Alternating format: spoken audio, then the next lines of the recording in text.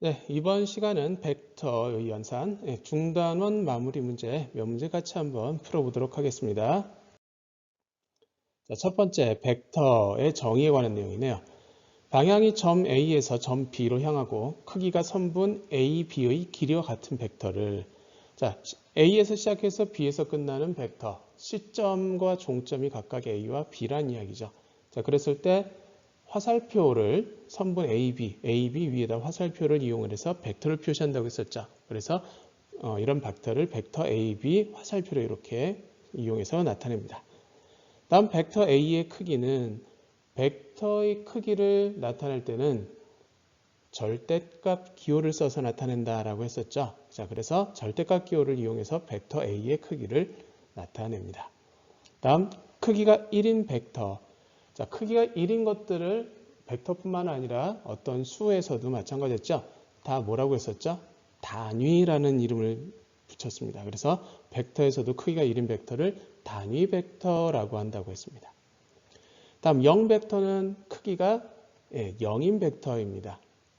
그리고 특히 벡터는 방향과 크기를 갖고 있다라고 했는데 0벡터는 크기도 0이니까 사실 크기도 없어요. 마찬가지로 방향도 없는 벡터가 되겠죠. 벡터의 덧셈과 뺄셈. 자, 벡터의 덧셈과 뺄셈에서 A, B 벡터와 B, C 벡터를 더하면 시점과 종점, 시점과 종점인데 이때 처음 더하는 벡터의 종점과 두 번째 시점이 같아지면 그때는 처음 시작하는 시점에서 마지막 더해지는 종점으로 가는 벡터 AC 벡터 나온다라고 했었죠. 다음 우리가 AB 벡터에서 AC 벡터를 빼는데요. 자, 뺄셈 마이너스 AC 벡터는 어떻게 정의를 했었냐면 마이너스에 또는 종점과 시점을 바꿔서 C에서 시작해서 A에서 끝나는 벡터로 바꾼다고 했어요. 그럼 이 벡터는 더하기 CA 벡터예요. 그러면 위에서 봤던 덧셈과 같죠. 덧셈에서 했던 C에서 시작해서 A, A에서 시작해서 B로 끝나는 CA 벡터가 나오겠죠. 아니, CB 벡터가 나오겠죠. 두 번째, 벡터의 덧셈에 대한 연산 법칙. 새 벡터 A, B, C에 대해서 벡터의 덧셈은 교환 법칙이 성립하고 아울러 결합 법칙도 성립한다고 했습니다. 교환 법칙 A에다 B를 더하는 것과 B에다가 A를 더하는 것은 서로 같고 자, 결합 법칙은 뭐에 관한 법칙이라고 했었죠? 같은 연산이 두 개 이상 있을 때 자, 더하기 이때 그 더하는 순서 이거는 첫 번째 연산을 먼저 하고 두 번째 연산을 나중에 하는 거였지만 여기서는 뒤에 있는 연산을 먼저 하고 앞에 있는 연산을 두 번째로 계산한다. 연산에 대한 순서가 되겠죠. 순서와 관계없이 결과가 같다라는 것이 바로 결합 법칙이 되겠습니다. 자, 벡터의 실수배입니다. 실수 K와 벡터 A에 대해서 A 벡터가 0 벡터가 아닐 때 자, 모이면 K, A 벡터는 A 벡터와 방향이 같고 크기가 A 벡터의 크기의 K배가 된다. 자, K배가 되는 거니까 실수배인데 자, 방향이 같다라고 했어요. 방향이 같을 조건은 뭐였죠? 곱하는 K의 값이 항상 0보다 커야 됐었죠. 그래서 0보다 크면 방향이 같고 크기가 A 벡터의 크기의 K배가 되더라. 다음 K가 0이면 크기가 0이 돼버리죠. 그래서 0벡터가 되고요. 자, 역시 마찬가지로 K의 범위가 이렇게 주어졌을 때 K A 벡터는 A 벡터와 방향이 반대라고 했습니다. 자, 그 얘기는 뭐예요? K 값이 0보다 작을 때가 되겠죠. 그리고 크기는 K 값도 음수였으니까 K 값이 절대값을 씌워서 양수배가 되도록 해서 크기니까 양수가 되도록 이렇게 표현을 했습니다. 다음 벡터 A가 0벡터일 때는 어떤 실수를 곱하던 간에 0벡터는 항상 K배를 해도 0벡터 그대로 나오겠죠. 다음 벡터의 실수배에 대한 연산 법칙입니다. 두 실수 K, L과 두 벡터 A, B에 대해서 자, 첫 번째 거는 L배의 A 벡터에 K배를 하는 거고 이거는 A 벡터에다가 KL을 곱해서 KL배를 해주는 거죠. 자, 이런 실수배를 어떤 실수를 먼저 곱하고 관계없습니다. 뭐 하나 추가하자면 K와 L 실수의 곱은 교환 법칙이 성립하니까요. LK의 A 벡터를 쓸 수 있고요. 역시 마찬가지로 얘는 K배에 A 벡터를 먼저 해주고 나중에 L배를 해주는 것과 같고 이렇게 계산한 것도 성립하겠죠. 실수배는 순서와 관계없이 벡터에다가 곱해줘도 된다라는 얘기였고요. 다음, 자, 실수의 덧셈에 대한 벡터의 곱셈입니다. 벡터의 실수의 덧셈에 대한, 자, 이거는 뭐예요? 보시니까 분배 법칙 이용했죠? 분배 법칙. 여기도 벡터의 덧셈에 대한 실수의 곱을 분배해서 곱했죠. 이렇게 각자 곱해준 것과 같다. 분배 법칙이 성립한다라는 거였고요. 자, 벡터의 평행에서는 0벡터가 아닌 두 벡터 A와 B 그리고 0이 아닌 실수 K에 대해서 A 벡터의 K배하고 B 벡터가 서로 같아지면 무슨 얘기였죠? A 벡터와 B 벡터가 있을 때 이거를 K배를 해주면 이 K배는 뭐 방향이 같을 경우에는 이렇게 방향이 다를 경우에는 뭐 이런 형태가 나타나죠. K 값에 따라서. 자, 이때 그 값하고 벡터하고 비벡터가 같다는 얘기는 어찌됐든 이런 벡터와 비벡터라는 이야기는 방향이 같죠. 우리가 방향이 같을 때 평행하다라고 이야기를 하죠. 그래서 A 벡터와 B 벡터는 평행하다 기호로 이렇게 평행 기호를 사용합니다. 6번 문제 보도록 하겠습니다. 오른쪽 삼각형 ABC에서 세변 AB, BC, CA의 중점을 각각 D, E, F라고 하자. AD 벡터를 A 벡터, DF 벡터를 B 벡터라고 할 때 다음 벡터를 A 벡터, B 벡터로 나타내죠. 자, AC 벡터입니다. AC 벡터는 A에서 C로 가는 이런 벡터죠. 자, 이런 AC 벡터는 잘 보시면 AF 벡터와 플러스 FC 벡터인데요. FC 벡터하고 AF 벡터는 같은 벡터죠. 왜냐하면 F가 AC의 중점이니까. 그러니까 FC 벡터도 AF 벡터로 표현할 수가 있어서 이는 2배의 AF 벡터로 표현합니다. 그런데 AF 벡터는 벡터 A와 벡터 B로 표현 가능하죠. AF 벡터는. 어떻게 해요? A 벡터하고 B 벡터를 더해주면 돼요. 어떻게 해요? A 벡터와 B 벡터의 합으로 표현이 됩니다. 풀어서 쓰자면 얘를 A, D 벡터 더하기 D, F 벡터 이렇게 표현할 수 있죠. 각각 A 벡터와 B 벡터. 그래서 2배의 A 벡터와 2배의 B 벡터의 합으로 표현할 수가 있습니다. 물론 위에 있는 이 형태로 표현한다고 해서 틀리지는 않습니다. 다음 EA 벡터 보도록 하겠습니다. 자, EA 벡터는 E에서 A로 가는 벡터죠. 자, 그러면 이거를 한 번에 갈 수가 없으면 돌려 한번 가보도록 하겠습니다. 자, 어디로 가볼까요? 오른쪽 F쪽을 향해서 갈까요? D를 향해서 갈까요? D를 향해서 먼저 가보도록 해보겠습니다. D를 향해서. 자, 그러면 EA 벡터는 ED 벡터와 더하기 DA 벡터를 표현할 수 있는데요. 자, ED 벡터는 아까 ED 벡터는 여기 AF 벡터, A 형태로 표현할 수 있죠. 즉 F, A 벡터로 표현이 가능하죠. 왜요? A, D, E, F는 평행사변형이니까. 중점들을 연결했죠. 중점 연결하면 평행하죠. 자, 마찬가지로 자, DA 벡터 이렇게 표현이 됐습니다. 이때 AF 벡터로 표현하면 얘는 마이너스 AF 벡터가 될 테고요. 역시 DA 벡터도 마이너스를 이용해서 마이너스 AD 벡터로 표현하시면 AF 벡터는 아까 뭐라고 했었냐면 AF 벡터 아까 A 벡터와 D 벡터의 합으로 표현할 수 있다고 그랬죠. AF 벡터는 A 벡터와 B 벡터의 합으로 표현할 수 있다고 했습니다. 그래서 A 벡터와 B 벡터의 합으로 표현했고요. AD 벡터는 아까 A 벡터였죠. 마이너스 A 벡터. 자, 그러니까 어떻게 돼요? 마이너스 A 벡터, 마이너스 B 벡터.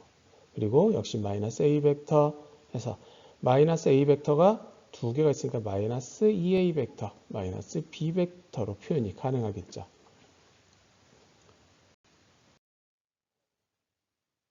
(10번) 평면 위의 서로 다른 두 점 A, B에 대하여 AP 벡터와 BP 벡터의 합이 0벡터일 때 점 P의 위치를 설명하시오 라고 했습니다.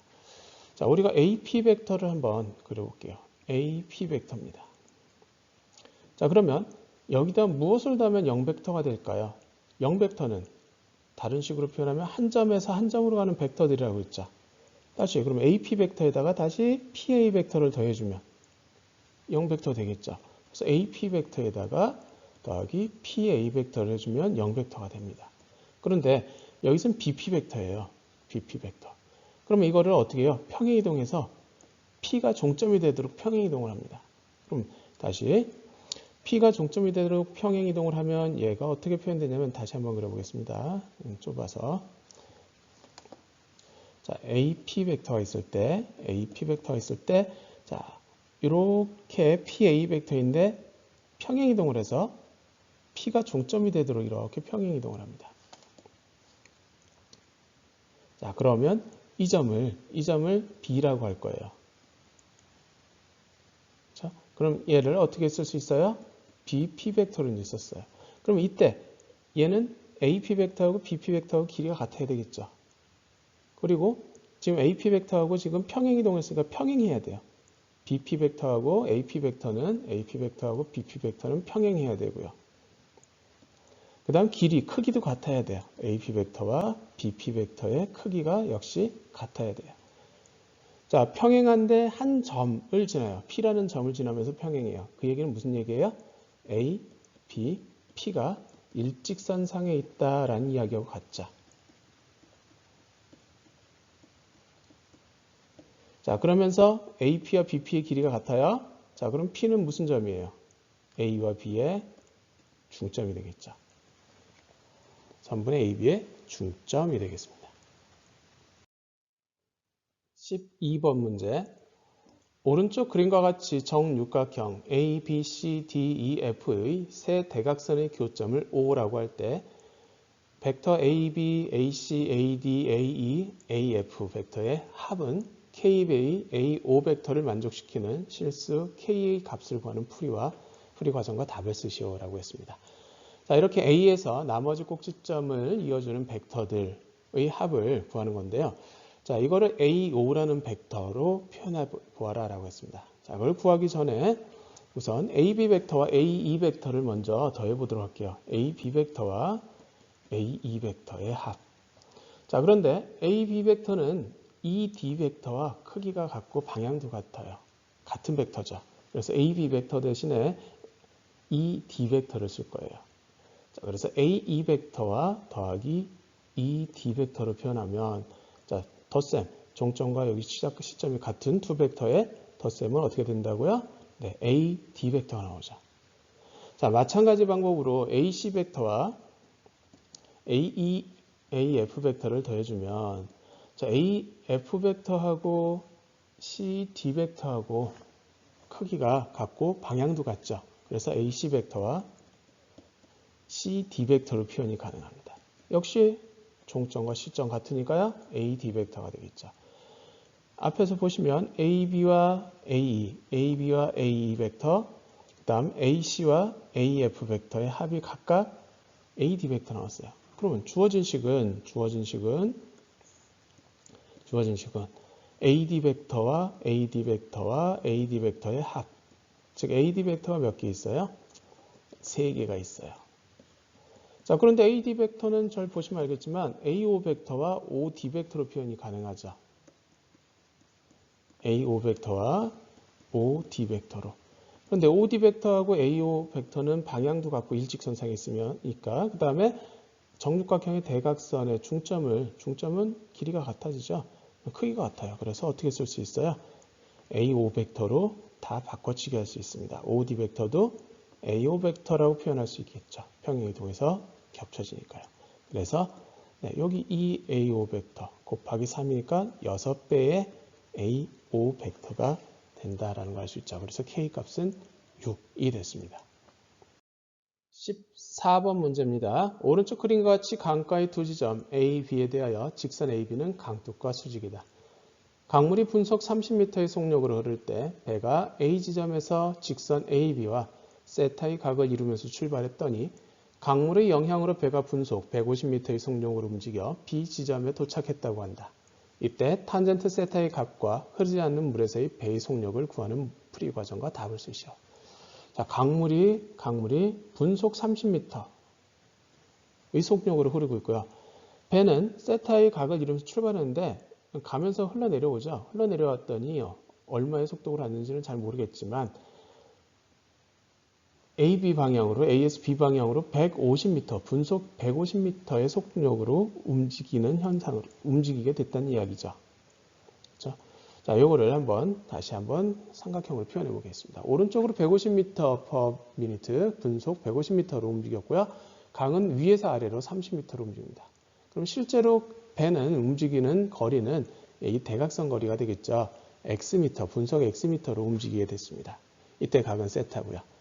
자, 그럼 이때 먼저 탄젠트 세타를 구했으니까요. 탄젠트 세타는 어떻게 돼요? 밑변분의 높이 150분의 30, 즉 5분의 1이고요. 자, x의 크기, 흐르지 않는 물에서의 속력은 x가 되죠. 실제로. 자, 그러면 x는 어떻게 돼요? 루트, 여기 직각이니까요. 수직 방향으로 했으니까 피타고라스 정리에서 150의 제곱 더하기 30의 제곱이죠. 150의 제곱이니까요. 22,500 더하기 900은 3만이 아니라 23,400이 되죠. 자, 23,400, 23,400, 5, 4, 20, 5, 6, 30, 5, 8, 40. 그 다음에 한 번 더. 5, 9, 45, 5, 35, 5, 6, 30. 그 다음에 9, 1은 9, 0, 9, 4, 36. 4가 또 되네요. 4, 2, 8, 4, 6에 24. 더 안 되죠? 2 곱하기 13. 그래서 주어진 값은 루트 5의 제곱, 3의 제곱, 2의 제곱, 그리고 26. 자, 그러면 루트 안으로 밖으로는 5, 3, 2, 즉 30이 나오고 루트 안에 26이 남겠죠. 그래서 실제 배에 흐르지 않는 물에서의 배의 속력은 30 루트 26m가 되겠죠.